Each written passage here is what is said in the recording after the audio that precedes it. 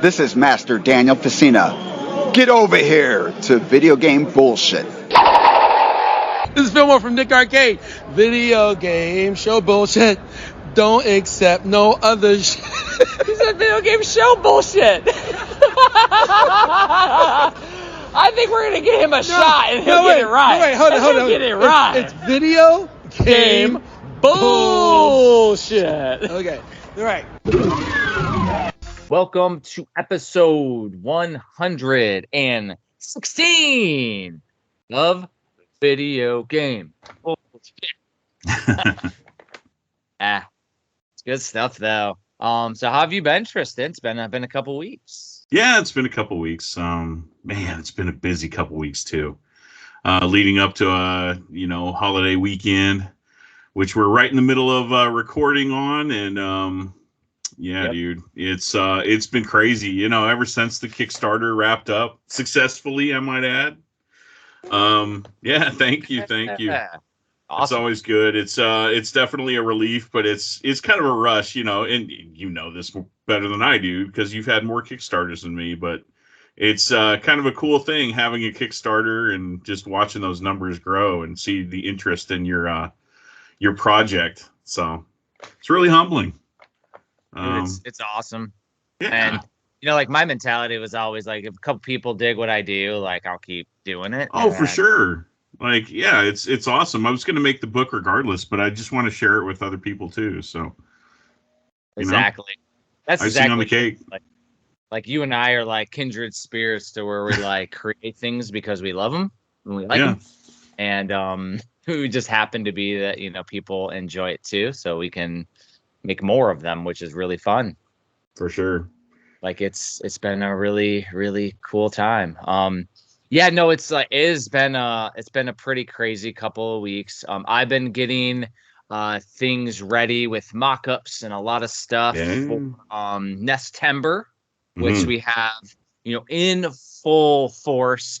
We were able to do second printings of Ore Body Binder's Tale. Yes, finally. Which people have been asking for. Ironically, our marketing dude Frank put it up on Friday on the 1st, and it was like we didn't super push it, so Monday's going to be the big push is when we normally do the orders and our launches.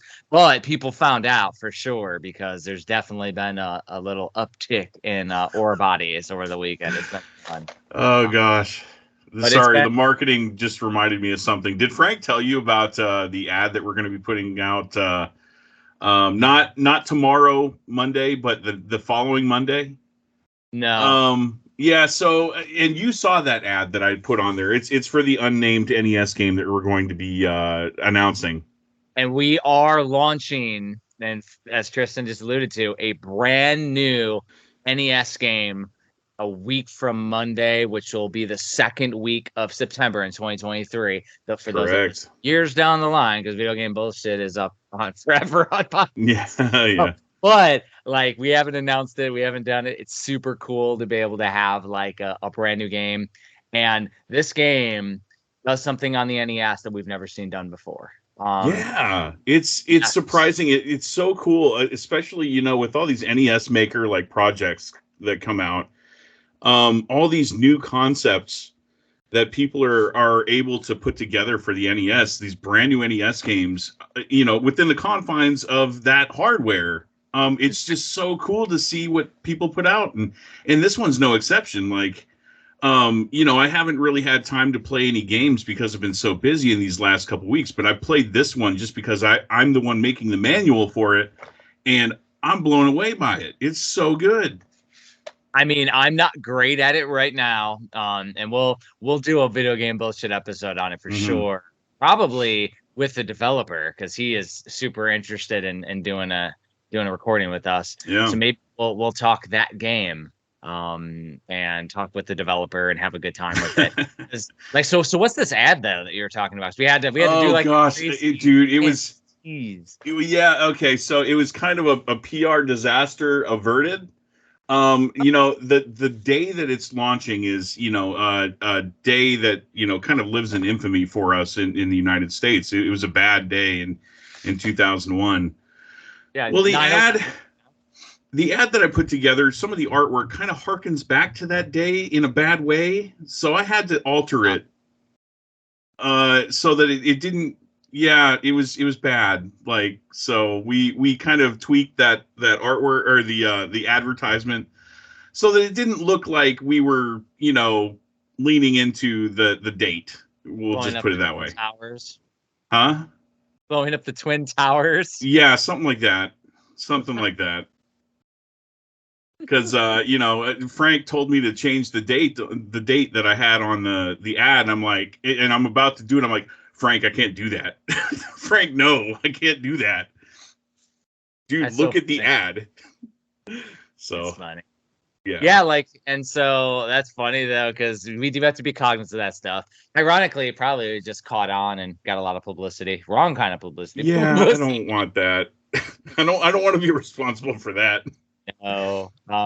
Yeah, and so we have a brand new game on week 2, and then week 3, we have some of a limited amount of the silver editions. And we do we only do a few of those. So we have some from Bobby's 6-7 available that sold out pretty fast on the website. So we have a couple silvers left.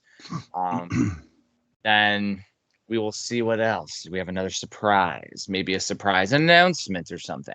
But then that goes forward to the fall direct that we've been teasing for a long time with our next round of games. Ironically, though, Tristan, is we're going to have every week, there's going to be something new at Premium. So it's going to be brand new game, then a second chance sale, because we have Raji in stock. We have They Leave Pixels in stock. Yeah. Eagle Island Twist and Love 3 should be in stock in a week or two. They're cool. See, I'm just now learning this myself. I hadn't heard that yet. And so those have been those arrived, but our production assembly, they do their stock count reverse to how we do.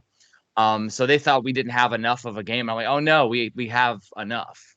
Yeah. And so I mean, when you're talking limited print companies, though, you got to think about we don't print a full 5,000 of some of our slipcases and stuff. That stuff is more limited. We don't do 5,000 of them. So those that are looking to collect all of the Nintendo Switch are going to be in a hurting with this generation, because companies like us, we can't do a 5,000 right now. We're going by the beat of our own drum. We're what I always say is the hipster artist of the publishing community. We go slow on purpose. We do this on purpose. We could go harder and further and devalue all the value of all of our games and throw them in GameStop for $10. But why would we do that? Why would we do that to our developers? We'd rather take care of our developers, do it at a smaller level, but then we all earn more money for the developers. It's exactly what I do with Hagens Alley too, because we could go with traditional publishers and get pennies on the dollar, or we go at a smaller level, higher quality, and we earn more money by selling less copies. It's a weird thing. It's what we do, and it's the passionate way. We get to do what we want. We're in control. We don't have anybody else telling us what we're doing. The only thing we have to do is hit Nintendo and ESRB guidelines for Nintendo. Yeah, and control is a big thing. Jeff and I want to make sure from a graphic design standpoint that everything is as it should be and the best product that we can put out. And if we're putting out way too much and we have way too much on our plate, then we can't pay attention to that sort of stuff. So being able to take it slow means that you guys get a better product. And what's cool is we get to do spoiler time here on, not really on Video Game Bullshit, but information time. And so over the years, we've done directs for Premium. And so this fall, there are 2 games that people know about that are finally dropping. One was a game that we released in the spring on the direct and was One More Thing. And that's the Zelda-like style game, Anuchard. And it's an action RPG. You're a bell wielder. It's pixel graphics, amazing artwork. Yeah. Music is gorgeous. The gameplay is solid. It's addicting. It is amazing. And we are sitting there able to work on it. The irony was, and this is what we realized this weekend as we were chatting, I think the art book is 150, 160 pages. Dang. And in order to do a mini art book, we have to have like under 30 so a staple can go into it, so it fits in our retro boxes. So we may take a poll on premium and see if people want a hardcover one, and maybe we'll help the developers out to print one for them.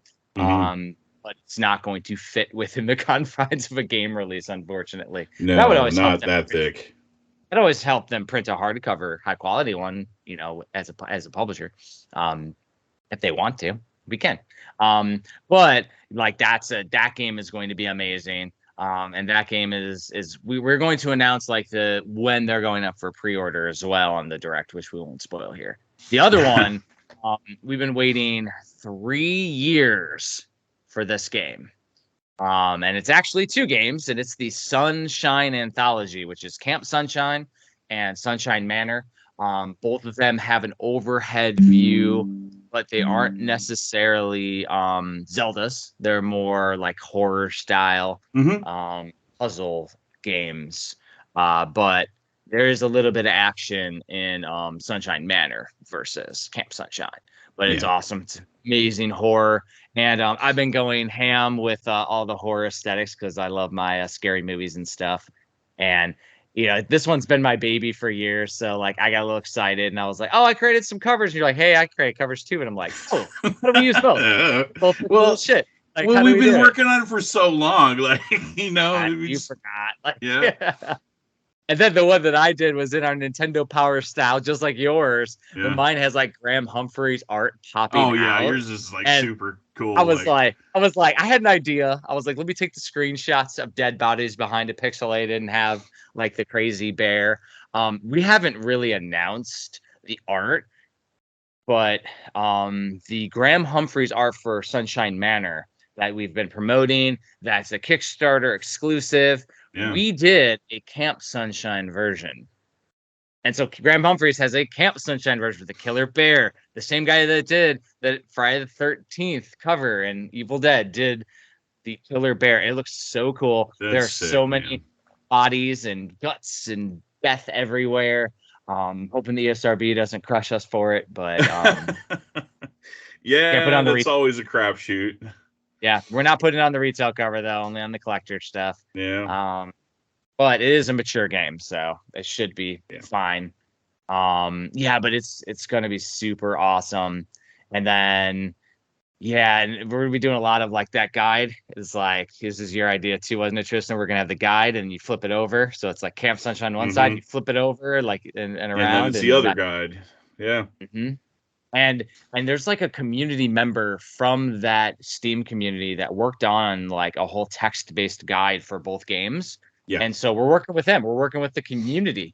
And so he'll like my name. I already told Tristan my name ain't going on the spine. It's gonna be Abara and whoever this guy's last name is. We have his first name. It escapes me at the moment. It was a while ago that we talked to him. So but he'll be on there because he contributed a lot of information. Oh, absolutely. Like I just worked on the cover, which I think is cool as hell. Like, and the thing is though, is that like I want people to be able to fit these games, understand them, because it's such they're big games. They're really fun. Yeah. Then in between, we got a game that we haven't announced that is amazing. So, had a secret game, and then I know because Barry on our team writes the scripts. I know that there's definitely some treats in there he's going to talk about. Yeah, hype button probably going to be part of the direct. I'm sure. Yeah. So a lot of premium shit going on, which has been cool. And you said you really haven't played much games besides for He Who Shall Not Be Named game that we will be will be launching. So I played one game outside of our homework game. And it is called WrestleQuest. I don't know if you've heard of it. WrestleQuest. Okay, I'm familiar. Yeah. Awesome. Yeah, so I've been following it for a long time because I go way back with James and Mega Cat Studios and their whole team. Little video game bullshit story. Back in the day when I lived in DC, I lived in Maryland. I went out to MagFest and set up with Mega Cat Studios, who had an NES homebrew section. And so I sold my books there, which it's open 24/7, man. Like that place is wild. It doesn't close. Wow. But yeah, we were there. I met the guy who did Super Russian Roulette.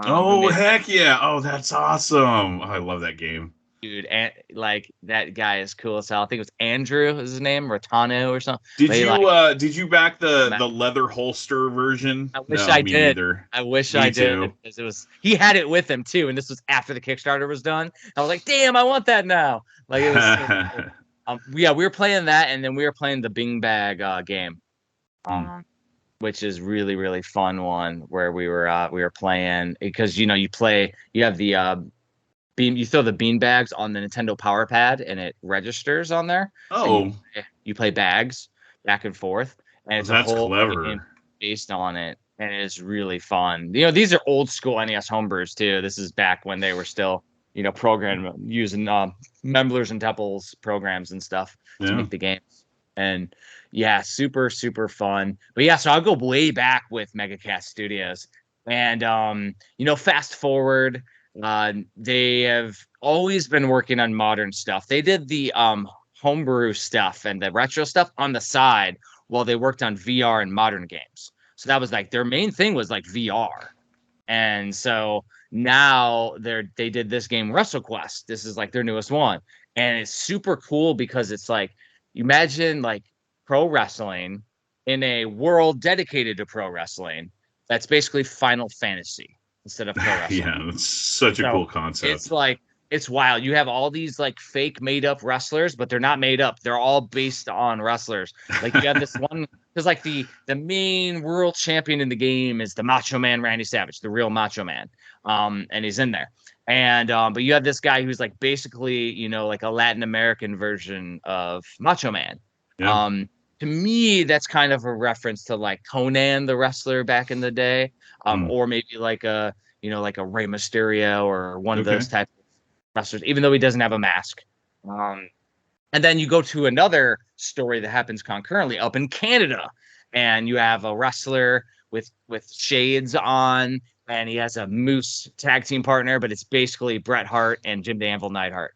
Like it's basically that's awesome, and it's like hilarious. And you can choose if you want them to be good or bad, heels or faces, and you can go through. As you play, you do turn-based actions. You do different types of moves or your special abilities. You can do taunts, and then you can tag in your partners. But also, you got like little assist wrestlers that could come in and like do damage or buff their stats and stuff. And then as you take down your enemy's health, you have to pin them, and the pin is time-based. So you have to do that's super cool. Hit the button. It's there, otherwise they kick out. And it's not super easy, but it's really, really fun. And the whole thing is like it's hilarious talking in it. Like the whole it's not like voice acting, but it's a bunch of different story in there. The story's hilarious. And it's all references to 80s and 90s professional wrestling. That's awesome. So good. I'm in a section now that's dedicated to the Junkyard Dog. It's called like BEW, but it's basically like ECW is what it seems like to me. Junkyard Dog is the main guy. I'm just going through. They have like giant statues dedicated to the legends in the area. In the story, it cuts to a podcast by Conrad Thompson, who does a lot of podcasts with pro wrestlers. And he started Something to Wrestle with Bruce Pritchard. He's done with Mick Foley. But he does his with Diamond Dallas Page and Jake the Snake Roberts in there, which is hilarious. And Jake the Snake has the snake on him at all times in it. And here's the best part. And me being a huge, 80s guy, and as a kid, 80s pro wrestling, I had Hasbro professional wrestling figures, the little plastic ones that had like the single point of action and they do something. Yeah. Like Hogan, that. Every single wrestler is a toy. They're not wrestlers. They actually have like the little circles there. The postables. And even better is everybody in the crowd are classic 80s and 90s toys. So there's like a Ninja Turtle looking guy. Oh my there's gosh, that's funny. A ton of toys. I think there's a part where you fight Mad Balls. in there. They're not called mad balls, but you fight mad balls. So you don't just fight wrestlers, you fight toys all over the place. So Mr. Potato Head that I had to save at one point, and he's like he looks like a meatball or something. like it's like hilarious. How long has that game been out? I know it had been in development and been talked about for a long time. It's been out for a couple weeks now. Okay. Yeah, just probably right after we recorded, honestly. Okay, yeah. Yeah, that one is an interesting one. I know who did Mega Cat publish Coffee Crisis with? I think it was it with PlayAsia, East Asia Soft? I think it was with East Asia Soft. But I'm pretty sure that's who's publishing the physical of WrestleQuest, so it will have a physical in the future. I have it digitally on my Steam Deck, but I will always support them, especially because I know the guys. And my thing is that, like at premium, we're full up. And so if I know that people are going with whoever they go with, just because I know the guy, I never like ask or even expect to do a physical. I know Barry on our team reaches out to everyone, but like I figured like these guys got their stuff going, and I'm still going to support. Still want to play awesome ass games. Oh, sure, yeah, of course. Doesn't matter if they go with us or not. No hard feelings there. No, exactly. And the thing is it's an awesome ass game. I love it. I love the passion behind it. You can tell, that they put their love into this game. Yeah, and I actually know of a couple people who they reached out to, and they're NPCs in the game. Like who do you know in there? Digitize. Well, I don't want to say his name, but yeah, he's a YouTuber, podcaster, or whatever. Oh. Yeah. I know the Completionist is in there, and Angry Joe's in there, and I saw Angry Joe. The Completionist did an episode on it, but then I didn't see Gerard where he said he was. He said he was next to Angry Joe. I didn't see him in my version. Maybe mine's not updated. I don't know. I didn't see. I don't know. But yeah, I knew that they were doing a bunch of cameos, which is really cool of them. Heck yeah, that's awesome. And by the way, in classic video game bullshit fashion, I am drinking a Samuel Smith's organic cider produced in the United Kingdom. And once again, I'm cheating on Nos with Rockstar this time. Good though, going to that sugar-free. Oh, Tristan. dude, I've got a funny story about Nos. Uh-oh, let's go. About a week ago, I actually reached out to Nos and like told him like everything that I do with retro gaming and whatever. And I'm like, I would love to be sponsored by NOS. Like, I'm so brand loyal to you guys because I love NOS. And they actually got back to me yesterday. And they said that NOS does not sponsor any gamers currently, but that they want me to reach out to their parent company, which is Monster. I had no idea that Monster owned them. But so I'm going to do that. We'll see what happens. Yeah, I might be wearing a Monster hat next week. Well, like Monster has definitely been at too many games because I remember a couple years ago our booth was right next to theirs. Yeah, like two or 3 years ago, and so we have free Monsters like all weekend. That's dangerous. I drink the Monster Zeros, so maybe they'll sponsor video game bullshit. That'd be pretty dope. That'd be cool. But no, that's awesome. Well, no, they own NOS. They don't care that sign is up there. Nope, same brand, man. Yeah, that's awesome though. That's cool though. Hopefully, my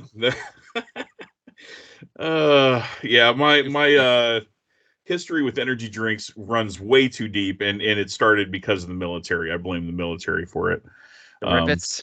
Yeah, Rip-Its, and honestly, my first ever energy drink was Monster. I tried Monster one time. We were like, we were 6 days on, 1 day off anytime we were over deployed. So, 12-hour shifts.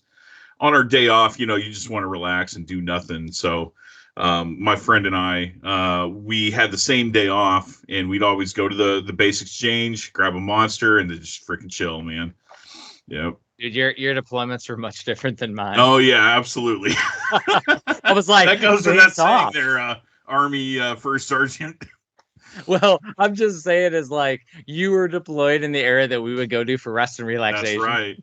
That's right. And like, and for me, it was 24. It was 12 on, 12 off for 15 months, like every day. Oof. And we would run off and do missions and support and. I mean, we were in Iraq, so it was craziness, like near the Iran. It was nuts. I worked on the reconnaissance aircraft that tried keeping you guys safe. So well, exactly. I mean, because the thing is, though, is that like there is a huge support system around all deployments. So just because you didn't go there, you served in the branch that you served in. Like, you know what I mean? That's right. Yeah. Yeah. Like all respect goes to anyone who serves, regardless of the branch. Sure. You know what I mean? And yeah, like it's just funny as like I'm almost to the point where I've been in 20 years and like I just like over the last month I'm old and like I was doing something and I pulled a muscle in my hip. So I pulled my hip. Well, here's one thing about those deployments though that I never agreed with, even though like I benefited from it. How did you feel about the fact that you got the same hazard duty pay as I got while over there? Isn't that ridiculous? Yeah. Yeah. I mean, I almost died a bunch of times. Yeah, huh? Like lots of. And I did not. Yeah. Like, I mean, you know my dog tag story, right? No, I don't think so. So my army dog tags that I wear, I still wear the ones with the social security number on it. So the DOD ID. So I was wearing them. I was changing in front of my chew. The chew is the compartmentalized housing unit or whatever. It's what it's called. Chew. It's like basically you're in a big box and that's where you sleep. We had incoming and it hit right outside my chew, ripped through my door and hit me in the chest. On your dog tag. My dog tags. I was changing in front of the door. Yo. And so I got a big old dent in my dog tag. I got a dent in my dog tag. Dude. Where the shrapnel hit me and knocked my ass back and dented my dog tags.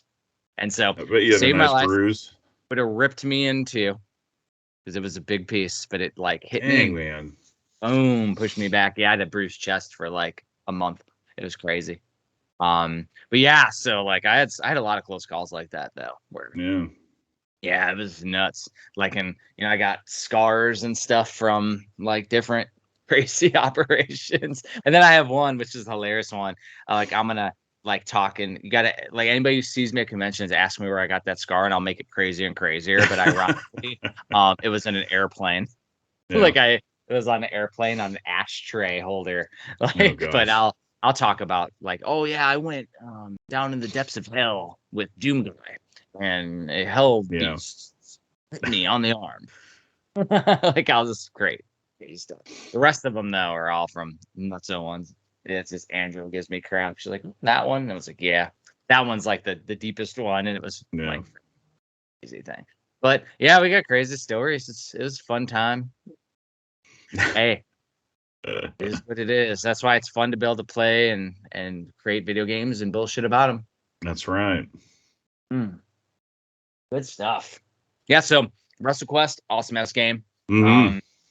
What else happened in the news? Anything happened in the news, Tristan, over the last couple of weeks? Well, we just had a Nintendo Direct happen that was dedicated to Mario Wonder. Went a little bit more in depth instead of that little teaser video that was about two minutes long during the previous Direct, which was crazy. But you know, we're getting toward I can't even remember. Is that the one that's releasing in October? I think it's October, right?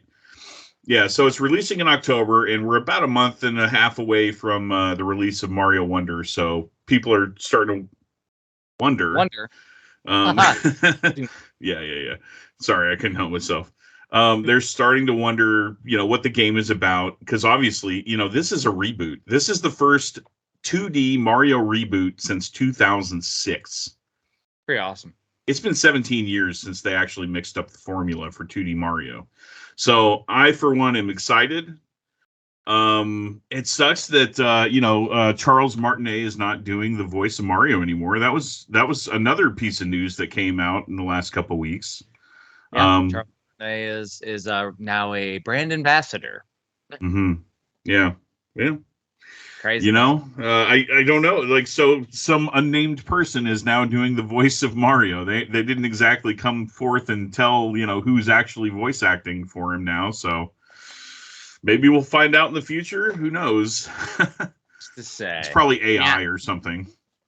So my favorite part about that Direct, outside of seeing all the characters, because all the different Yoshis you can play as. Yeah. was the 3 new power-ups I thought were pretty cool. We saw the elephant one. We knew that was coming, which is very interesting. But I like the drill power-up. So you can sit there, you can drill up, drill down into stuff to avoid things. I think that one's going to have some unique, fun, hidden reveals to it. And then what do you think of the bubble? I call it it's kind of a bubble, but I like calling it the Wonder Ball. Wonder Ball, okay. Yeah, even though it's probably not a ball, but whatever. It's that's a wild card because it's gonna cause all sorts of goofy effects, I think. It's bubble bobble. Basically. Yeah, it is bubble bobble. Oh shoot. You can even jump off of the bubbles. Yeah. Like it's gonna be interesting. The one thing I don't like about the bubble though is that like Mario just turns pink. Like there's no like little gimmick to his look for it. Sure. They just did a palette swap, a Mortal Kombat-esque palette swap. Yeah, it's like you get the fire flower, the ice flower, and the bubble flower point. Like it's like that was the only thing is it's a little because there was the ice flower, so it's but it should at least be an interesting one. It's also funny because like you can have a Yoshi ride on a Yoshi. Oh, I didn't realize that. That's kind of funny. Yeah, pretty interesting. And I don't think the Yoshis can turn into an elephant or any of that. So I'm not sure if they can use any firepower or any power-ups, but they are invincible. Yeah, and I was going to touch on that. That's really clever of Nintendo. They've always found ways to make it more accessible for younger players and less frustrating. Obviously you're going to have lava deaths, you're going to have pit deaths, but you're invincible, like Jeff was saying. And it isn't Nabbit also invincible or something like that and playable. Yeah.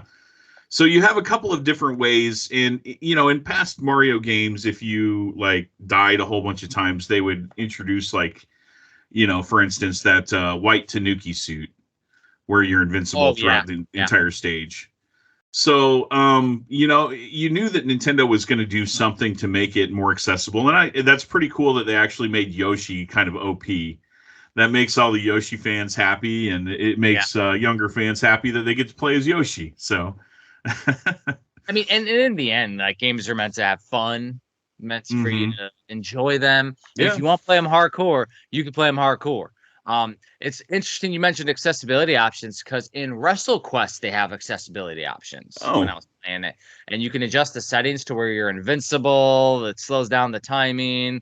I think there's a couple other ones too, so you can literally tailor it back if you want to just enjoy the game. And a lot of games have been doing that recently, where they just allow you to play them easily, have fun, which is cool. I do tend to find that I'm not playing the games on ultra hardcore, but I play them on medium now. I don't try to do anything crazy, just because I just enjoy. I've never been the guy that's been like, okay, there's 5 different difficulty settings. I'm gonna put it on the most difficult. I'm not a sucker for punishment like that. No thanks. I mean, I want to say it's been since I was in college, maybe high school, that I played a game enough times through to increase the difficulty to a master mode. The first time in a long time was with you that I increased the difficulty, and that was when we played Dead Cells, this Castlevania one. Oh, yeah. Every time you play, you do another seed, and that seed makes the game harder. But I think that there were accessibility issues or accessibility options, so I just increased those. So I can still play and enjoy. That was the only time I played something enough to, go through. And that's a roguelike, so it expects you to play multiple times over. There's no way that I'm going to play something on hardcore mode anymore. That's just no.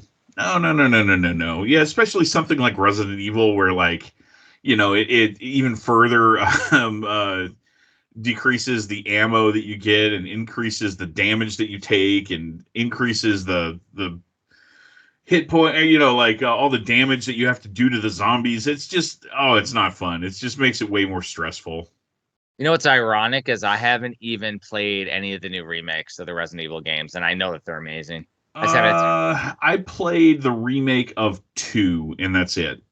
It looks Yeah. good. Looks Yeah. great. Mhm. Honestly, I haven't played 7 or 8.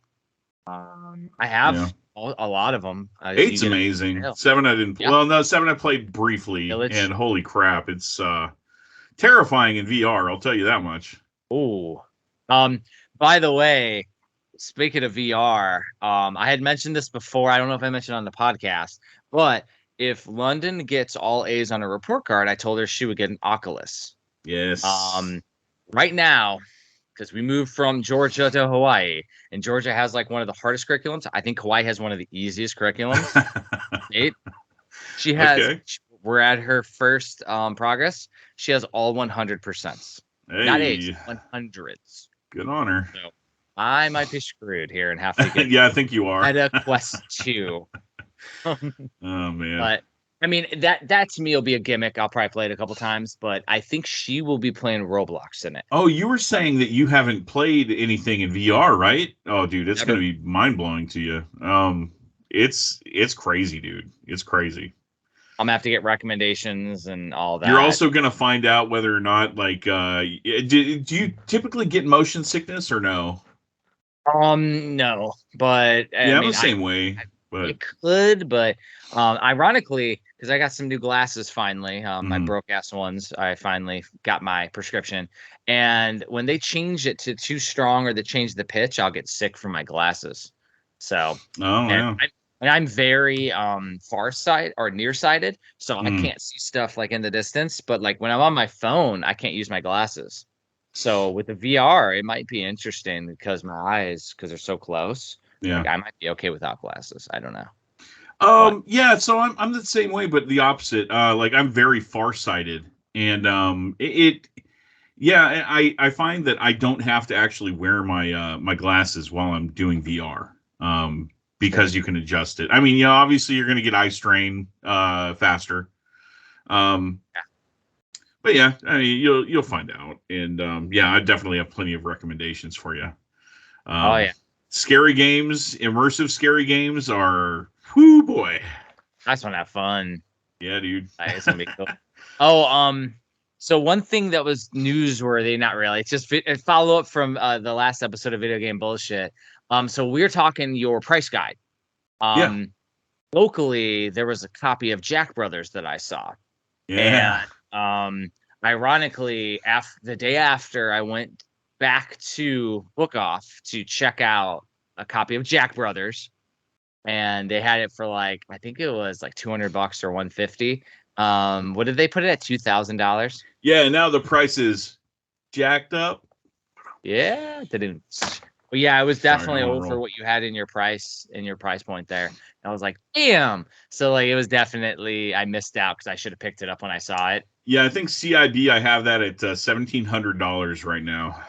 They had it for $2,000 there. Yeah. So but I did get a copy of a game that I always play in emulation, and that is Super Mario Super Picross or Mario's Picross. Oh, Picross, yeah. Cool. And I got the CIB version. I love that game. I just play it all the time. I'm actually playing it on my analog pocket right now. Nice. And I say right now, I probably haven't played it in months on the analog pocket, but every time I play it, I pop it on. I've been playing that and the Konami one on the phone, the Konami Picross on the phone for like years, and I just play through. It's really fun, like little like time waster stuff. I usually play the Konami one. I'm at airports.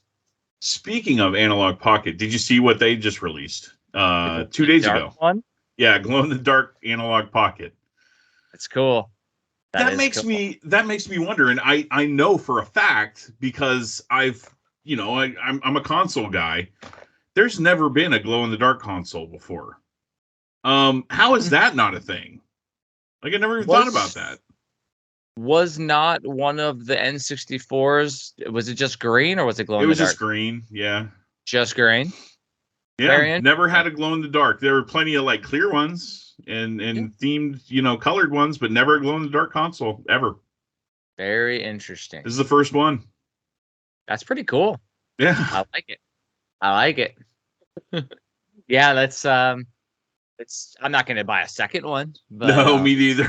Had I not already bought one, yeah, I probably would have been like, clicking F5, like refreshing the queue to try and get one, but nah. Well, it's interesting too because you got all these Steam Deck killers and all this stuff announced all the time now. Oh, dude! Every day now, every day. And analog, there's stuff that's like parallel to the Analog Pocket coming out, or all these emulation handhelds that are cheap. You can get like a $75 one that looks cool. Now, to me, the Analog Pocket's still the top one, and Steam Deck are my top two. The third one is that one that we talked about. I think it was on episode 101. But it's like the one that looks like a Nintendo Switch, and it's really cool because I have it sitting over here too. Oh, I can probably grab it. But I like it because it's like an Odroid Go or something like that, but it looks like a Nintendo Switch. Yeah. And what I like about it though is that I met a guy through John Lester, Games31. We were on his channel, and he programs like the operating system for it. And he has Tate mode. Yeah. And so you can play the games in Tate mode with the controls this way. So you can play some of the arcade games the way that they're supposed to be played. I love that, we've already like talked about a couple of things, and it's a great segue into when we eventually talk about our homework. Because we've talked about accessibility and we've talked about Tate mode now. Yes. Both of which. Good segues? No, well, not yet. So I was going to say just before, whatever, there was another game console that just came out within a couple weeks since we last recorded. The Atari 2600 Plus. Oh my gosh. Yes. Yeah, that one snuck out. Yeah, like that was a hilarious announcement because I looked at it and like I could not be less interested in a console. Like, I don't know why. Like, why do I not care about this thing? Like, I grew up with an Atari. That was my first console outside of having a Commodore 64 in the house. I had a Heavy Sixer, which then I got the Junior later, the Junior 4 plasticky one. Yeah. But like, I mean, it comes with what, a 10-in-1 multi-card or something? And it plays all the new homebrew stuff, 7800 games. With the same crappy joystick. Yeah, I'm just like, that's not my era. No, me neither. I came into my own in the 8-bit NES, so that is as far back as I go. I prefer 16-bit for the beauty, but I really, really have went to retro-inspired indie games, which is why, like, even with premium, that's kind of what we go toward. That's my favorite of all time. Retro-inspired, because then there's no limitations and people could just get creative as they want. But like Super Nintendo and Genesis and TurboGrafx, it's my favorite era. Yeah. By far, but I love me some Nintendo Entertainment System as well. I gotta say, I grew up with the NES, same time as you. We're the same age, almost exactly the same age, and my favorite era was the one right after your favorite era. I think PlayStation and N64 and Sega Saturn was my favorite generation. Yeah. Yeah. I mean, I kind of came in, really hard with Super Nintendo, but then like when it came to PlayStation, like I bought the PlayStation because the N64 was disappointing me with the lackluster releases. Never had a Saturn until much later, but I did get a Dreamcast, and I was working, so I just would be like, all right, so there's no games coming out, let me get this, and so the Dreamcast, but like I don't know. It doesn't hold up well for me, that era. Like, it just doesn't hold up well for me. I mean, PlayStation and Saturn, I can endlessly go back to games on those two consoles and play them, like, just endlessly. There's so many titles. Yeah, like, I can't go back to anything 3D on those without, like, being disappointed. But the pixelated games that are on those, especially Saturn, but also some of the few PlayStation ones that came out, like even the ones in Japan, like the Adventures of Lomax and stuff like that, are like amazing, because that's what I like, those independently developed retro inspired pixelated games. Though that era does have some of the best, The problem was they focused on all the polygonal games at that point.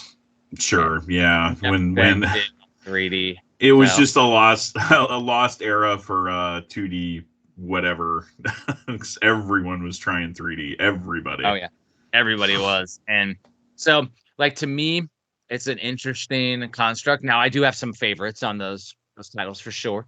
Definitely had some great experience. Hell, we talked on the party games. Most of that was from that era. They're awesome. So many good experiences. But the stuff that I go back to is my 8-bit, 16-bit brethren. Like that's what I continually go back to this day. So yeah. But yeah, very interesting with the Atari. What is it called? The VCS, or what's it called? 2600 plus? 2600 plus. Yeah, like just couldn't be less interested. Seems like yeah, me neither. And it came out with just a whimper. Like yeah, it's all of a sudden on Amazon for, I think it's $129.99 if you want to buy it right now. I could be mistaken, but I'm pretty sure that's the price. Stuff's crazy. Yeah. Stuff's crazy. Me, I don't think that's a good price to, play some upscaled 2-bit, 1-bit. What bit is that? 4-bit? I think it's like 64K. I don't know. Atari? Yeah, I don't know. Whatever 8K? it is. It's probably 8K, like 8 kilobytes.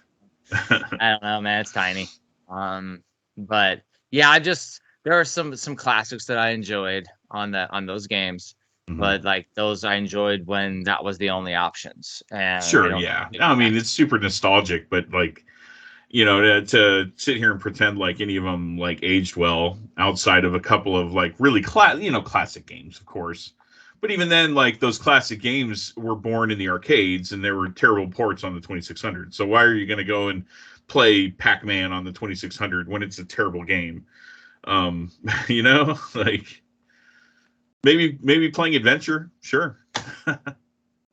Like Adventure, Yar's Revenge, classics, Pitfall, like those that were on that console that were unique or fun, but like some of the others are just inferior ports. And I mean, unless we did like a premium challenge at a convention where we busted out an Atari game just to mess with people, like I wouldn't. Yeah, there's really no reason to own an Atari 2600 Plus unless you're an enthusiast of that console. You're not going to all of a sudden be a modern gamer or even a retro gamer outside of that generation and then buy that thing and be happy with it. I really don't see that happening. Now, on the other side, from an aesthetic standpoint, though, I do get the clean look of the pixels because I mean, if you think about it on a much better way, we have a game called Love 3 for premium, and that game's an addictive pixel platformer, has aesthetics that look like it's out of like or the Jumpman is more appropriate from the Commodore 64 Jumpman Junior. But then it's like the music in it is so good, like the music in that game is what makes it. And it's a modern game. It's not a retro game. So it is still only need one button. Although it'd be cool to see Fred Wood make a demake on the 2600. That could be done. That could be done. That would probably be stellar, honestly. Yeah. Then you get me to play. Then I'll buy the Atari 2600. It should be a pack-in. Should be the only pack-in. Yeah. Yeah. Oh, craziness, the Atari. Like, yeah, there's so many things. The other thing that came out recently is a game that I don't plan on buying, but maybe you will. I don't know. It was just released a little bit ago. It's called Starfield. No, I don't. Definitely not. Yeah, Bethesda. Yeah. Yeah. Everybody's telling me it's a 140-hour game. Yeah. Skyrim in space, basically. Wow. I mean, do you go off on planets or do you just fly around in space? Like, I think there are tons of different planets, tons of different ecosystems, unique ecosystems to each planet as well. Really? So it's really expansive. It sounds like it's definitely going to be a successful IP, and played for years to come. Just like Skyrim, it's going to be ported to everything. Oh, okay. But we'll have a copy for the Atari 2600 Plus. Yeah, maybe. Are we getting one but for no. the Switch or no? Maybe not for the Switch, but probably the successor to the Switch. Oh, that's another thing. Did you see the rumors? I mean, I see all the rumors, but what's the rumor now, Tristan? So apparently it has a name, the Switch 2. Really? Yeah, Really? and a logo. This was making the rounds last weekend or maybe the beginning of last week. It's supposedly going to be called the Switch Focus. I mean, excuse me, Nintendo Focus. Nintendo Focus. Yeah. Really? Uh-huh. No. Yeah. That's very creative people out there. I'll tell you that much. Yeah. Whether or not there's any truth to it, whatever. Obviously Nintendo's not going to come out and. So did they have any proof? Like, did they have like patent offices that they saw at ESRB? Because usually that's. I really didn't dive that deep into it, but yeah, that's the latest rumor. Well, that's all I'll say. I will tell you one thing. Unless they do closed publisher release of their console, like, not true. Sure, Because, yeah. like, I totally have get it. access on the developer and publisher portals for Nintendo as a third party. So unless they do something closed that they just invite the big boys to, like your Capcoms and your Konamis to, there's nothing out there yet. I mean, because Nintendo could very well do that, is bring in some of the bigger companies first. But there's nothing on the developer or publisher portal even hinting at a new thing. And even to put those rumors to bed, from my perspective, at that Nintendo Direct, they announced a new console, the Mario console for the Switch OLED. They did a Mario. Oh, sure, yeah. So like, they're not going to be releasing another variant and then release a Switch Foci after. Like, yeah, especially not before. So any announcement's going to come after the holiday, because if they make an announcement right after announcing this Mario OLED, for a successor for the Switch, then everyone's just going to wait. yes. Why would they take the wins out of their own sales? And if they decide to launch it, it'll probably be in the spring, is what they've been doing recently. They used to do fall. Yeah, it's like March, April is always traditionally when they do it. Yeah. I remember October was when I got my Nintendo 64, so that was like one. But yeah. Although the Wii came out in October. No, November. It was November. Yeah. Yeah, and then Switch was spring. So and so spring was pretty successful for them for that time frame.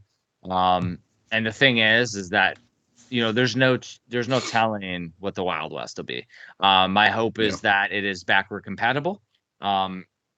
My assessment back when we did the Switch Mania Playcast, the premium Playcast, was that Nintendo would do the Switch like iPhones.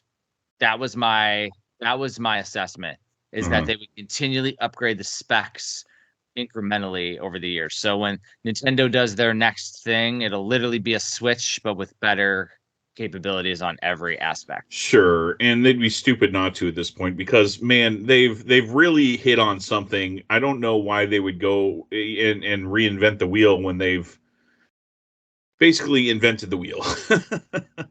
Exactly. with the Switch, it's so successful. It's such... I mean, and they could even do something like, so you still have the Switch, and they could add a gimmick to it for the Focus. They could add a gimmick to it. They could do whatever, but it could literally just be a Switch with upgrade specs and everything, and then it can do, like, I don't know, VR on your heads. You put it on your head for VR. You do whatever. Like, I don't know what the Focus thing would be about it. Like, I have no idea. But they could add gimmicks to it and continue. Because the other piece is that those little Switch cards, I mean, they may have to find a more affordable way to do it, but like, those can be expanded forever. Yeah. It can be expanded. So, I mean, you can put a AAA game on a Nintendo Switch cartridge. It's just they're expensive to do, which all memory cards, all hard drives were expensive at one point. They come down in price as the tech becomes familiar and they are able to mass produce them.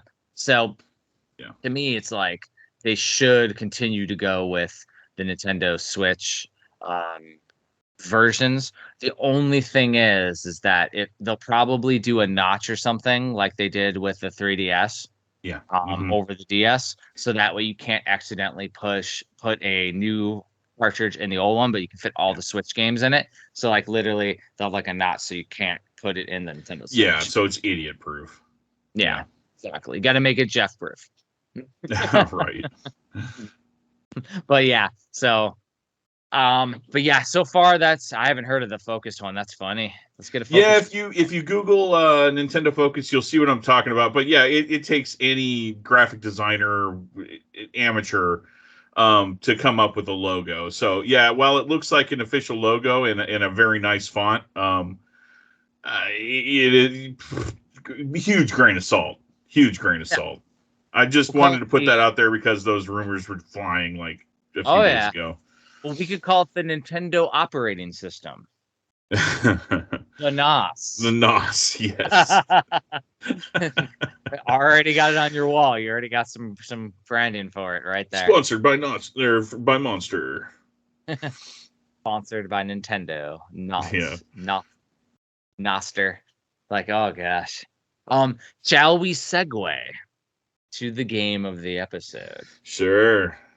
So, as we had done we did the Nintendo, or not the Nintendo, but the Indie Game Roulette. Yeah. 2 weeks ago. Our game of the episode is called ZenoHell. Yeah. ZenoHell was released on October 14th, which is actually my birthday, ironically. 2015. So wow, it's that old. Okay. This game. And it was developed and published on Steam by Team Bouncer Fox. ZenoHell is a 90s inspired shoot 'em up. They wrote shoot 'em up and then shmup in parentheses, so you can hit all the tags. Yeah. And it's all about simple gameplay. Just dodge, shoot, score with vibrant pixel visuals and a kicking 28 track soundtrack. 28 tracks. 8 tracks, man. Gosh.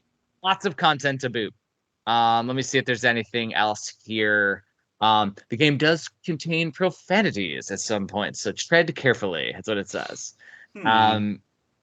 So it has 6 stages of ever-increasing scale and intensity, but there are more for especially skilled pilots, unlike myself. I am not especially skilled. Secret mode that you can unlock. 3-player ships offering completely different playstyles, with some more that you can unlock by playing the game. You don't have DLC. 28 soundtrack made by Jorgen DJ _empathic, EMPHATIC, empathic. Slowinger. So it sounds like Slowinger. So it looks like something interesting within the developer's name. But that you get for free with the game. Just look at the data files. So apparently in the data files, you have all of the soundtrack in there as well. Wow. 3 different gameplay modes. Music modding lets you swap out the music for your personal favorites. So you can swap out the MP3s with your own music, apparently. And options that let you customize the game. Cheat mode, it says. Yeah, buddy.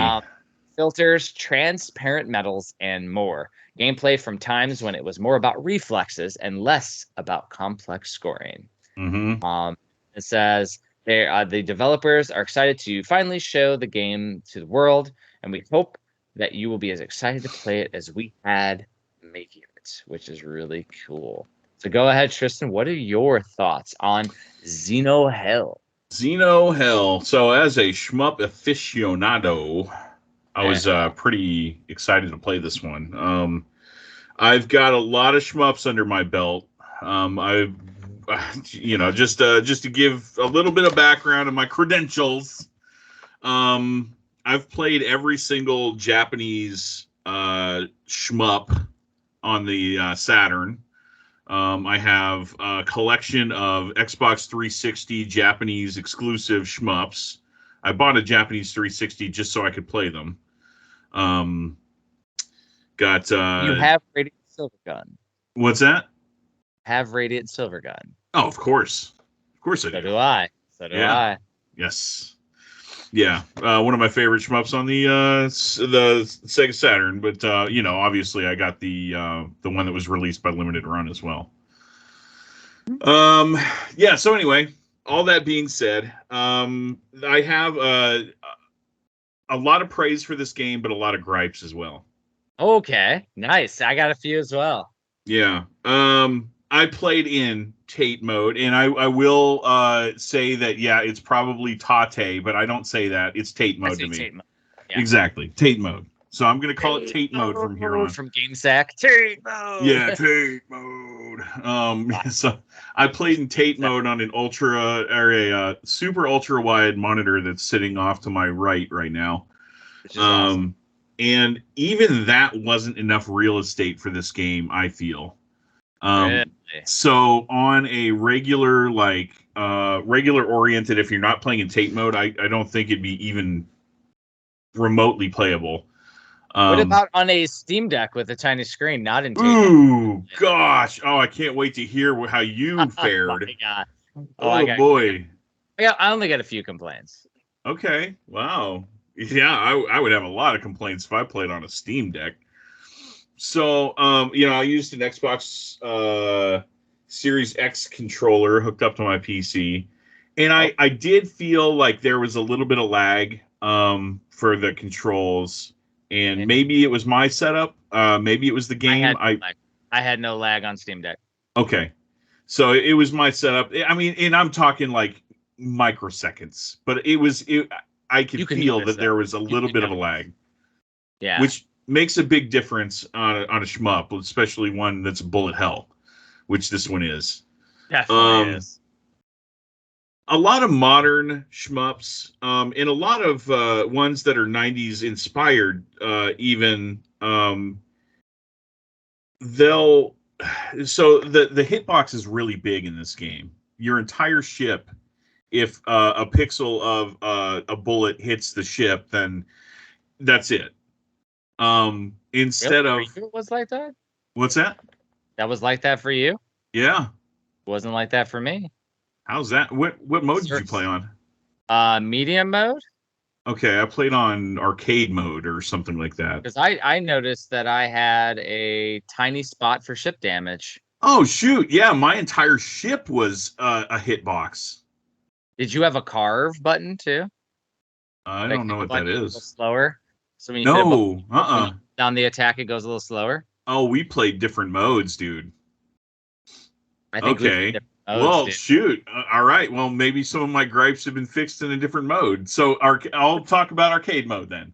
Oh, I did not play in arcade mode. I played in a different mode. Okay. Yeah, I played arcade mode. In arcade mode, your entire ship, just like early 90s shooters, is a giant hitbox. So yeah, instead of, like I was going to say, like a lot of modern ones, it's just a little pixel in the middle of your ship. That's the hitbox, or hurt box, or whatever you want to call it. So it's really punishing in arcade mode, especially that, like, if they would have made the bullets from the oncoming ships just a little bit slower, it'd be playable. But they're way too fast for you to even react to. Maybe I'm just old and I don't have good reaction time or whatever, but I'm pretty good at shmups, so it's okay when you only have the dot. Yeah. But I think it was really hard. Like, there might be just an option for the dot too that I turned on. It could be. Yeah. I'll have to play around with that and see what options I was missing. Yeah. So I'm glad we had different experiences because I didn't know. Dude, the soundtrack is amazing. So good. The whole time, I'm just like, holy crap, this is awesome. Like, everything is super good in that game, like, as far as the soundtrack is concerned. I would have liked to see a little bit more polish on the graphics. They're pretty simplistic. So while it was a fun shmup, it's not one that I would ever recommend us at Premium doing. Well, if we could get like all the games in the series, because there's 3 Xeno. Oh games. Yeah, as a combo, yeah, that'd be awesome. Plus, there's 3 other games that they've released as well. besides for the Xeno games. So Yeah. yeah, man. Freaking craziness though. So how did you fare on your Steam Deck in the other mode? So I first tried to do tape mode. But with the Steam Deck, the controls are hardwired. So when I turned it sideways, there's no way to change the button layout. So I can't just like set the buttons customly. So I can't make it so it goes up, down, left, right like I needed to. So I couldn't play in tape mode unless I put it like on the side and use the controller with it, which I can do with my Steam Deck. I could use a Bluetooth controller. But instead I just played it on my normal one.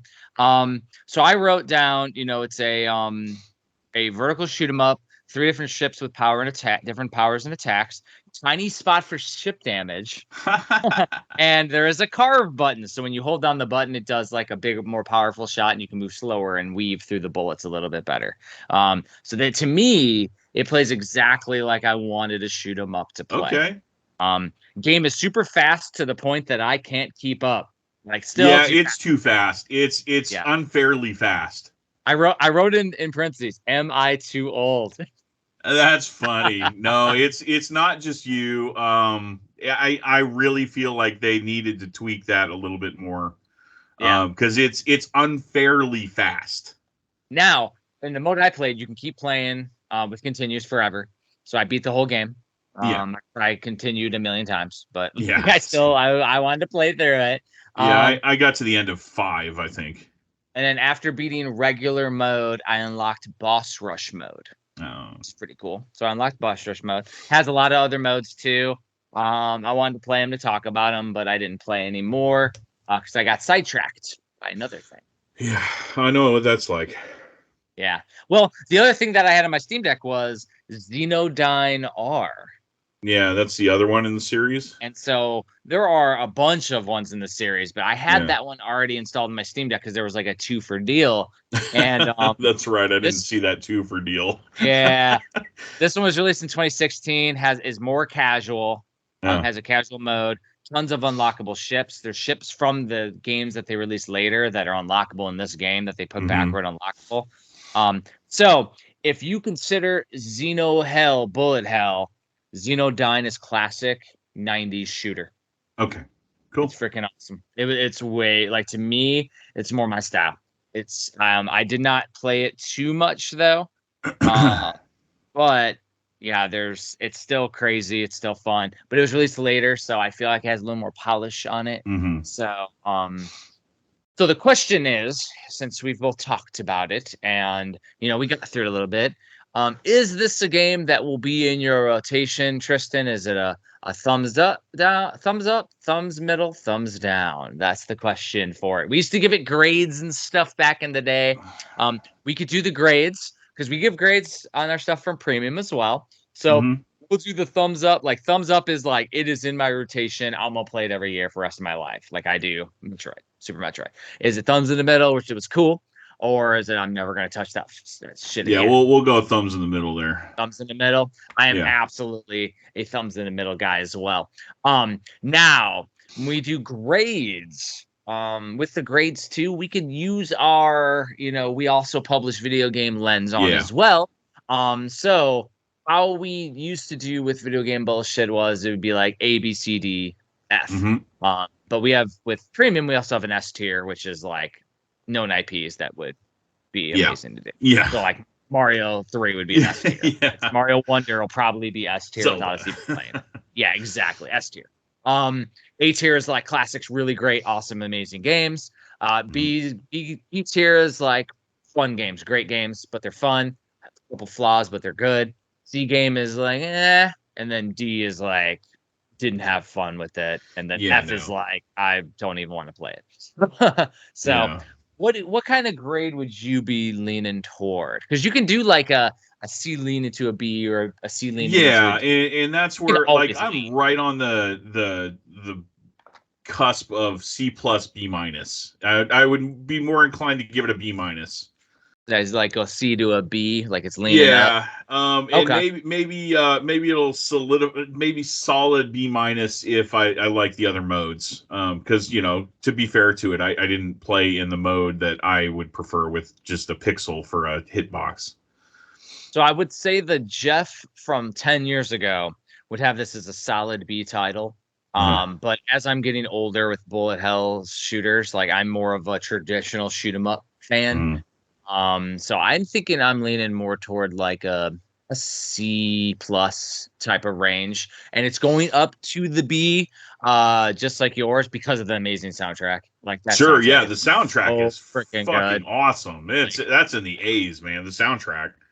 But unfortunately, I think the bullet hell genre itself, I just die so much that there's like no chance that I'm gonna my reactions aren't going to get there to the point where I'm enjoying myself because there's so much going on screen in bullet hell shooters, Well, not traditional shoot 'em ups now. yeah. So I love shoot 'em ups. Well, shoot 'em ups and even bullet hell shooters, like you're supposed to be able to, if you're good enough, to 1 CC, one credit clear. I don't think it's possible in this game because it's unfairly fast. It's unfair. I'll Yeah, and just that say could it. be Maybe with some memorization, like I'm probably just not good enough to get there, but I feel like I died way too much. I'm, not to toot my own horn, but I am good at bullet hell shooters. Like, in this one, I felt was way too fast.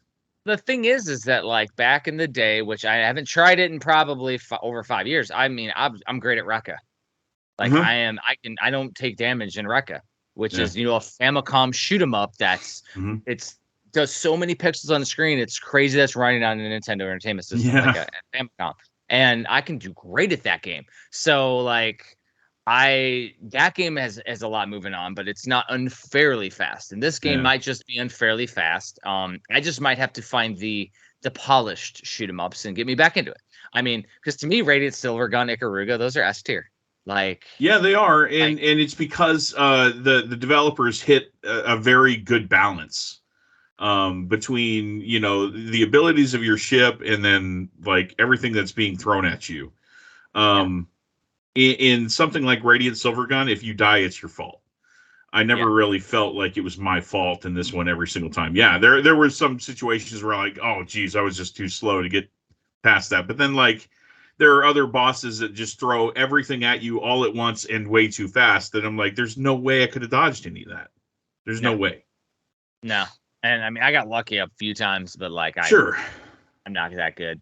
And yeah, so the thing is that like even at premium, we have a shoot 'em up coming, horizontal. That Yeah. game to me is an A to maybe an S tier. It just depends on how Hmm. much he polishes it when he finishes the game up, because Yeah. it's already amazing. And yeah, that one it should be coming in the next year or so. We haven't announced it, nor will we. No. Yeah. Uh, I can't uh, wait, man. oh yeah, I love it. but yeah, but that's the thing. So that was cool though, having a shoot 'em up here. We played Rekka on Video Game Bullshit back in the day, Oh, season cool. one, and we actually played Crisis Force as well. Oh, very Love nice. some Crisis I've Force. actually That game, got a physical copy of Crisis Force. I got a Not Rekka. CIB. That one's kind of expensive. I got a card only of Rekka, Yeah, nice. not a CIB. Yeah. So shall we bust out Randomize. the Steam Deck? Let me make sure as we're going. So it's super cool though to see, developers that are releasing brand new indie titles. So as I go to Deck Roulette, shall I go to budget or regular games? Cheaper games, or should I go to regular games? I Last like time I like regular. honestly going with regular. I just there's a better chance of I think us playing a good game that we might sign. That's just my thought. Yeah. So, and just so you know, I continually add games to my Steam Deck every week. I Yeah. have sickness. And though I have removed quite a few as well, games Okay. that I haven't necessarily been interested in. So I'm about to hit the button. You ready? Let's go. Let's go. Hit the button. And let's see if the music pops up. Nope. Not yet. So it is called Gajor Story. SKJOLOUR. Story. Huh. Okay. I got some random stuff. So let me type her in. So it's, I don't know how to say that word. SKOL. So it's DUR. SKJOLDUR. Story. Journey. Light-hearted pastoral adventure. Explore a vast and whimsical world, confronting dangers in whichever order you choose. It is a 2D adventure game. That is very Zelda-y. Yep. It looks amazing. Not a great name. Can't even say that's it. very Scandinavian. Skjoldur. I mean, it's Viking style. I have Viking heritage. So, it's a Zelda game where all you get is a shield. Whoa. In this light-hearted adventure, explore and fight your way through a vast and whimsical world with nothing but a magical shield at your side. Discover, unlock, and conquer dungeons in any order using power stones you collect along your travels before confronting a final evil source. I won't spoil anymore. But yeah, it looks really, really cool. It's developed and published by Snoozing Pixels. Pixels. So it is about to be added to my favorites, so that way I can play Story. Yeah, it's like Mjolnir, Thor's hammer. So we'll say Skjoldur story, like Skjoldur. This looks really cool, actually. I'm watching the thing on Steam, and dude, that's the thing. Like all these games, regardless of the names, like they're all cool. I have over 300 games in the regular and over 200 in the budget. And the thing is that I'm creating a book for these. Nice. And so the thing is, though, is that, it may turn into something that we might want to sign for premium. It might not. It might be something that goes into the, indie gems, gaming gems book. Yeah. Steam Deck edition. I'm going to put Steam Deck on there, but it's everything that can be playable on a Steam Deck. Yeah, so that surprisingly, Tristan, we got a lot of good time here. And we were going to talk a little bit about demo discs and stuff. So we'll have to hold that one for a future episode for sure. Thing is, though, get your favorite demo disc ready. But is there anything you want to put out as we're signing off here, Tristan? Yeah, just one last thing. So Jeff showed off one of his little cases. Yeah, exactly. I got something in the mail unexpectedly. I'm like, oh crap, Jeff hooked me up. Well, yes. Dude, thank you so much, man. Seriously. Yeah, it's cool as hell. Everything works out in the wash. We always do cool stuff, and it's a really fun one. So in mine, how I do it though is in this side I have all the premium releases. Oh, I'll be doing that for sure. I got some holes for Eagle Island and Love 3 and Sunshine. Yeah. And then Wife Quest. And that'll fill up side 1 of premium.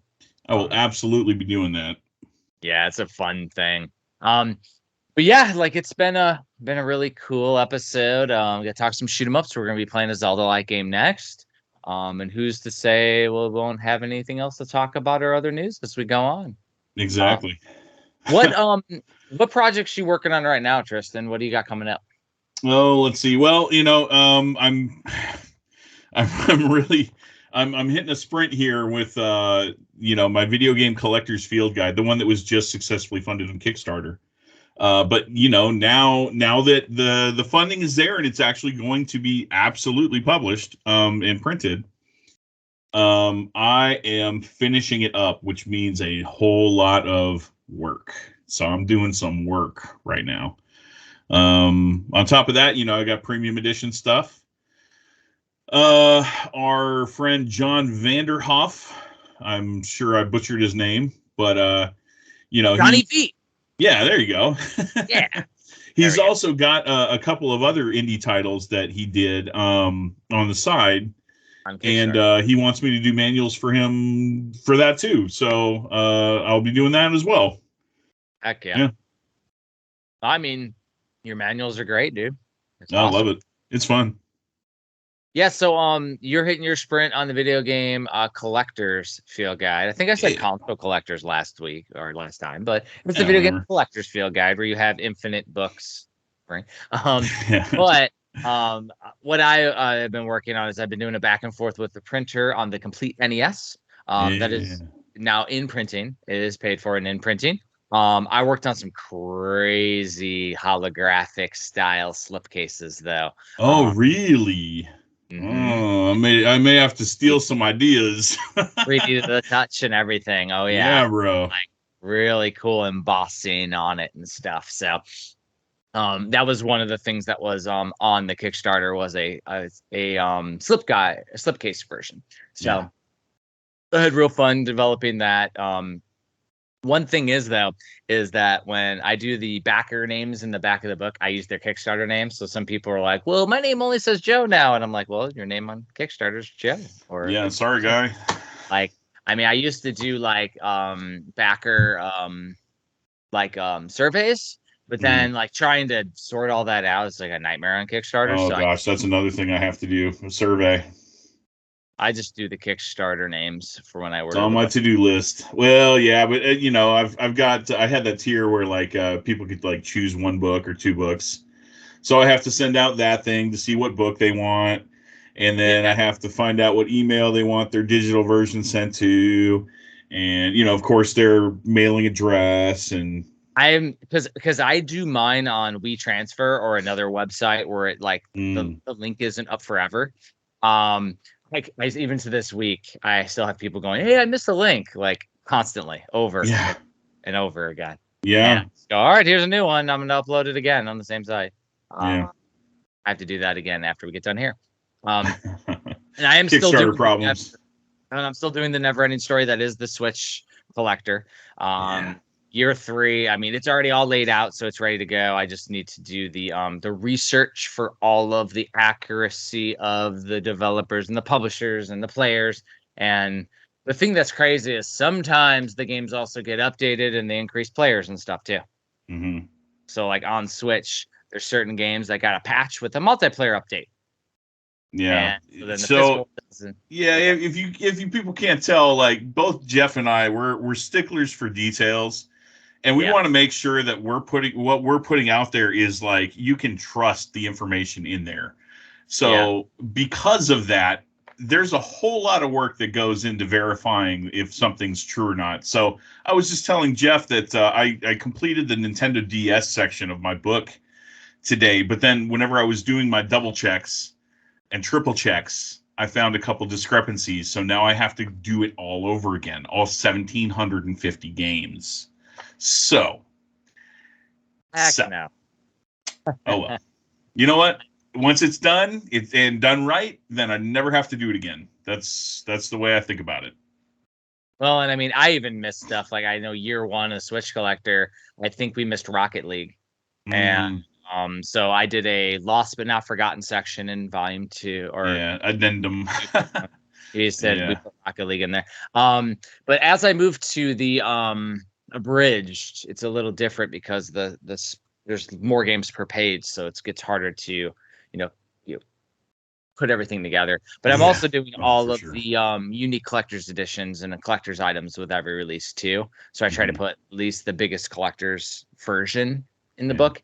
When I do the indie gaming gems book that I do in the future, I'm not going to do it abridged though. I'm probably going to use synopsis from Steam or another website.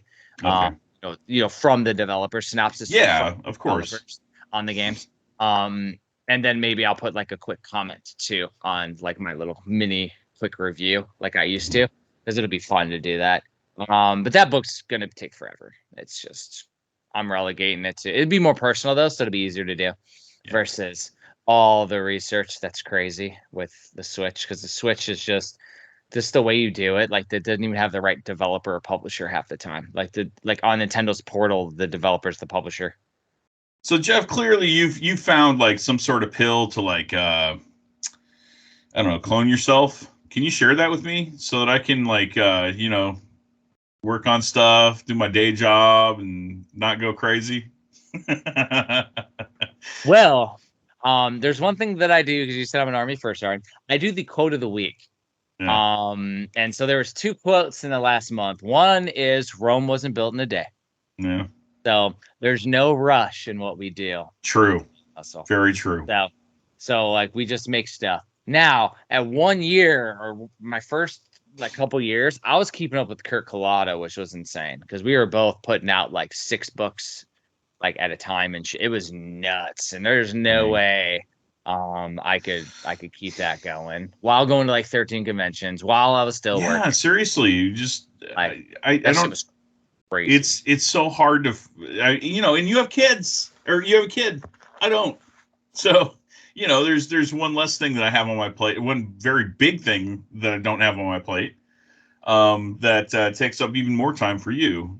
So work-life balance is a big thing, but like, man, lately it just seems like everything's piling up for me. So I'm really trying to chip away and make sure that I'm not going crazy.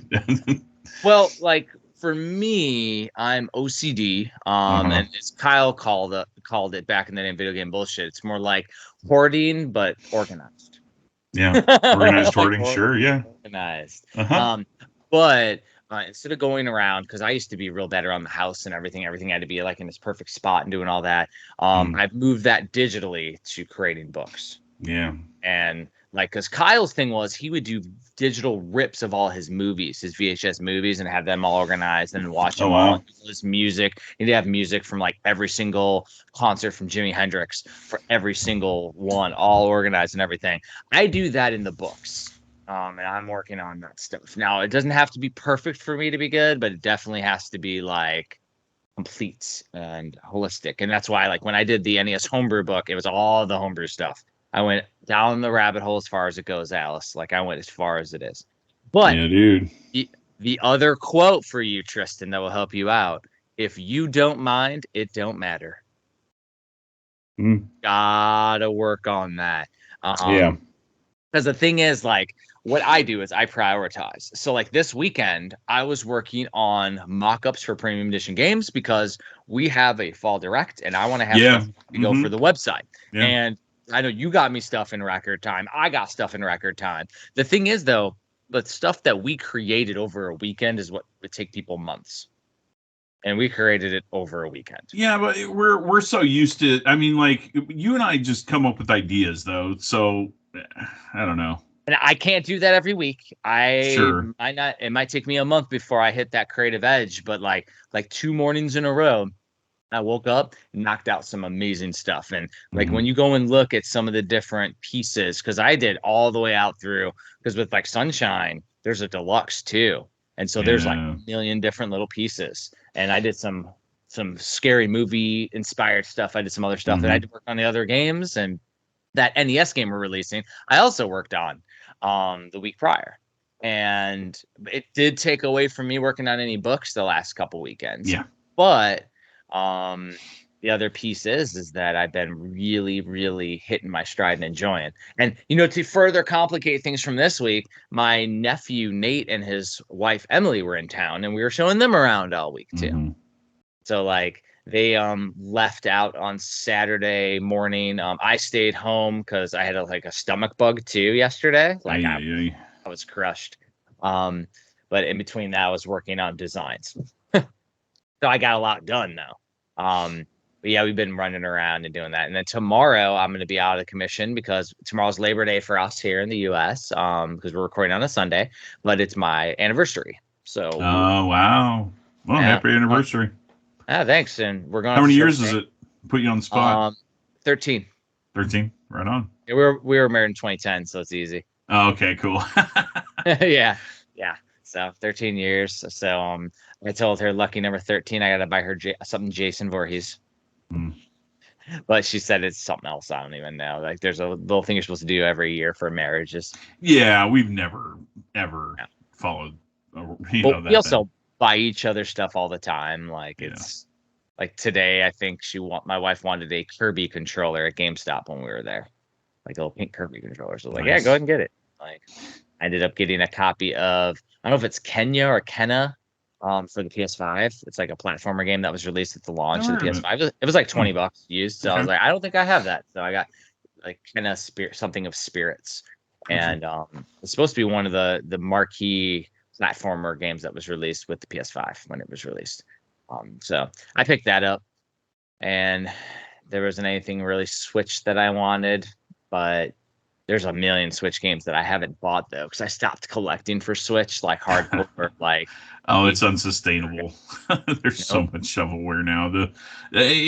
With any console, and historically, just look at the Wii, look at the Nintendo DS. Any console that has an install base, a huge install base, has a ton of shovelware. Well, it's just inevitable. I do feel like, though, and we can talk about this in a future episode, that the Switch is going to be the hardest console to collect for of all time. Yeah, absolutely. Because if you think about it, limited run games started with the Vita, and then moved over to PS4. They continued over the Switch, and some a-holes named Premium Edition games and a bunch of other a-holes popped up. But it's more like with the PS3 era, you had these crazy collector's editions that started to pop up. Yeah. So you have this combination now in this generations later, that you have limited print companies popping up that cover indie titles. That's always going to be us, because I want to help the little guys, because they're cool as hell. And then you have all the collector's editions on top of it. And so you have like the double-edged sword, and then the Switch itself is all limited print. Like everything outside of first-party Nintendo is pretty much 5,000 or less. Unless you're like a Konami or a Capcom, they're pretty much all doing that nowadays. So it's wild to me, because like collecting this console later is going to be a damn nightmare. And I've seen people talking about that they're going to omit the non-retail games. But my question is what do you consider retail? Well, if I were to in the future go for a Switch set, I know what books I would pick up first as reference. Yes. Yeah. And I even number the releases based on what they switch, what they do for Switch versus what they do internally. So some companies, they do their internal numbering system and they keep it going, whether it's PS4 or Switch too, and they just keep the numbers going. I do it via there's an awesome Reddit thread that does like the numbering systems, and I use that as my law for when I do the Switch numbering. Very cool. Yeah, 100%. Give them credit for it too, for the numbering. But the thing is that like I would, because the thing is, like, even Premium Edition games is at retail in certain. It's been on Walmart's website. It's been in Amazon. Like, so and it's been on the shelves of Best Buy. Yeah, it's been everywhere. Well, I'm saying for premium. Oh, premium. I'm sorry. My bad. We have been. Yeah, so premium has been on Walmart. Premium has been on Amazon, and it's been on multiple retro gaming stores. Lots of gaming stores. So that's the thing. It's been distributed to gaming stores. Now, is that traditional retail? No, it's not. But is it like, because the thing is, it's not financially viable to go to a Best Buy or a GameStop. We're going to drop the price of your game. No, so if you're absolutely a niche not. publisher, if you're a niche publisher focused on quality, which we're the only one that does this, it doesn't make sense for us to go there. But limited run games is at Best Buy and stuff. So yeah, sorry, that's what I meant. Yeah, you got limited run on the brain. It's all good. But apparently they though don't put every one of their games on there. So then what? Do you just pick and choose which versions? What about NIS America that puts some of their stuff only on their website? Yeah. Do those not count now because they didn't sell it at retail? Like, no, they count. Square Enix put the Final Fantasy Picture Remaster. I'm pretty sure they didn't put that in stores. I'm pretty sure it was only on their website. Yeah, that's right. This Final Fantasy Picture Remaster will not count then. I know. Like, you know what I mean? That's Final Fantasy. Boy. Final Fantasy doesn't count for a collection. Yeah, so like, in other words, in my opinion, it all counts, and all regions. Of course, because like Okami is in another region, Onimusha, freaking Final Fantasy 7, 8, if 9. you're going to discount something, then you have to discount. I mean, like, where did you draw the line? So you have to include everything. If you're collecting completionist perspective. Now, anybody can collect whatever the hell they want. So if they don't want to count stadium events for their own personal NES collection, that's theirs. Sure. Like, will they be complete? No. But will they have a complete collection for them? Yes. So that's the thing. You know, I have a complete NES collection. It's great. It's awesome. Because I used to say Kyle and I have a complete NES collection. And I have it all now, unfortunately. I would rather have, Kyle have it all. For sure. but will I ever have a complete Switch collection? No. Absolutely not. And like initially I was collecting stuff that was cool, stuff that looked like I would enjoy it. I have since moved to the Steam Deck because it's much easier for me to collect and capture all of that. Hell, even my Switch collection that I have here, I have in these. Yeah. This is all of my games. Big old cases. Yeah, so cool. I have, that's what I brought with me to Hawaii. I left everything in my storage unit, and I brought all of those, and I selected the ones I want to play. So I didn't even bring all my Switch games. To me, I was like, well, okay, well, if I'm not even bringing all the games, then why would I be collecting everything or even remotely everything that are cool? So it's an interesting perspective. Yeah. But yeah, the rabbit hole goes deep when you're talking collecting this generation, and I feel for people. I'm writing the book on it, and it's a damn nightmare. I know, yeah. I was going to say I feel for anyone that's trying to keep track of all this stuff to write about it. Ooh, boy. It's crazy, and my thing is I'm also taking on the task to cover all the interesting digital games from that year too. Yeah, and there are, I want to say, it's over 20 times as many digital games every year as physical.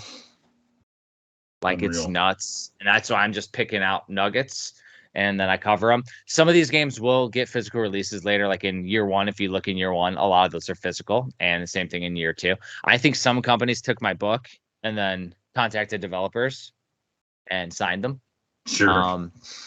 I mean, doing research for it when we were starting premium for year two, that's how I found Robot Named Fight didn't have a physical. And I was like, hey, let's reach out to this guy. Let's reach out to Matt Bittner. And the rest is history. Amazing game. But yeah, that's the thing though. Doing this research, there's so many indie gaming gems out there. That's why I want to do a book on it too. I think that'll be interesting, and it'll be another fun atmospheric aspect because initially I was just picking out like a few games that maybe we'd want to sign as premium, and then it turned into hundreds and hundreds of games. And I'm like, now I can't even play them all in my lifetime. And there's no way we could sign them off premium. So we might. Well, not with that attitude, you won't. The other thing is now we can play them for video game bullshit as homework and enjoy them. And then now if they blow our socks off, we go, hey, Barry, reach out to these dudes. Yeah. And, exactly. if developers start following us, then, hey, sign the game. If we love it, sign it. Support these indie developers. Be amazing. That's right. All right. So shall we call it adieu? I think so. We've talked enough. Awesome. So thank you everybody for listening to Video Game Bullshit. Remember, we're playing Scold Your Story. Scold Your Story. Let's figure out how to say it for next time. It's a Zelda game, so play along with us. We do have a Discord for Video Game Bullshit. We don't frequent it as much as we should. Yeah. But if you ping us, we will. Hit us up on Facebook. Hit us up on Facebook. We're on Facebook. Yeah. And we will see you next time. Later, guys. Video Game Bullshit.